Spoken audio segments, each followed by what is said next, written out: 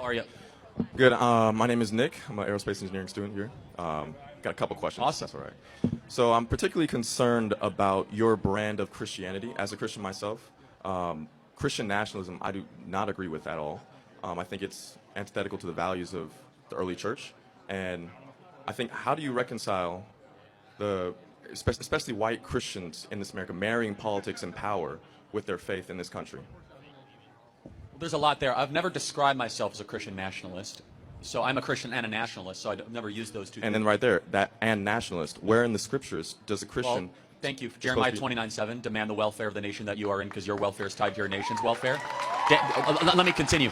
Daniel fasted and prayed for his nation. Esther and Mordecai cared for their nation. They were counsel to the king. Right. Nehemiah, Jeremiah, Joseph, Jacob. I could keep on going. Moses, Aaron. In fact, Moses was so political that he wrote an entire book of the Torah all about how to set up a government. It's the book of Deuteronomy.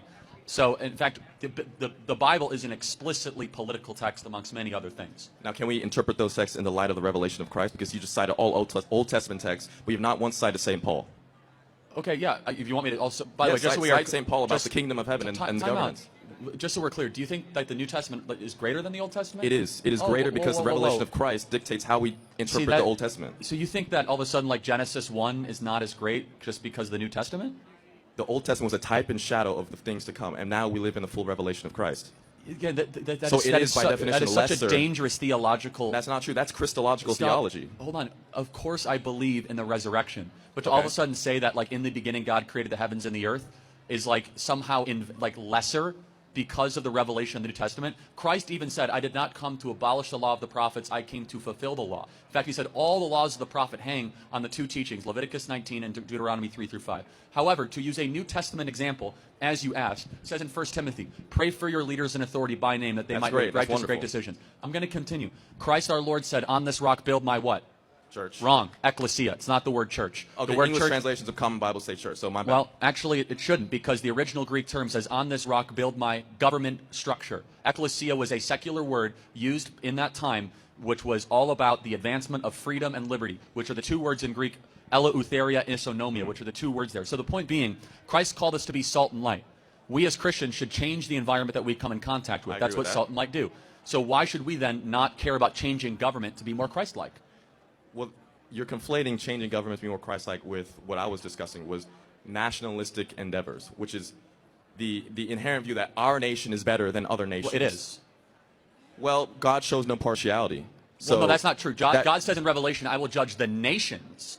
God says that nations means ethnicity groups. Well, it doesn't mean borders of countries established. Not necessarily. Hold on. It does. God says the Constitution of Israel will come at the end of the age. Borders is biblical. The entire book of Nehemiah is about building a wall around the nation of Israel. In fact, the idea of borders, the idea of sovereignty, is an explicitly biblical idea. Yes, but Israel is no longer defined by the physical borders. It's actually defined in the spiritual sons and daughters of God who believe in Jesus. That's a Catholic interpretation. That's not just Catholic. Again, it's primarily a Catholic interpretation. I don't share it. I don't want to get into that theological debate. Because we're going to get nowhere. My mind won't be changed. Your mind won't be changed. But around nationalism, why don't you tell me, and I will listen, what a Christian's role in government should or should not be? Simple. Sermon on the Mount.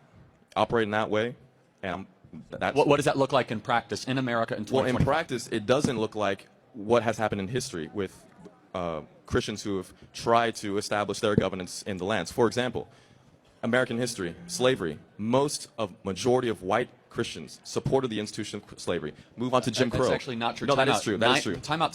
9 out of 13 of the states, by the time of the ratification of the Constitution, were already abolishing slavery. 9 out of 13. Let's move on to Jim Crow. Time out. Slavery actually had a minority approval rating by the time of the U.S. founding.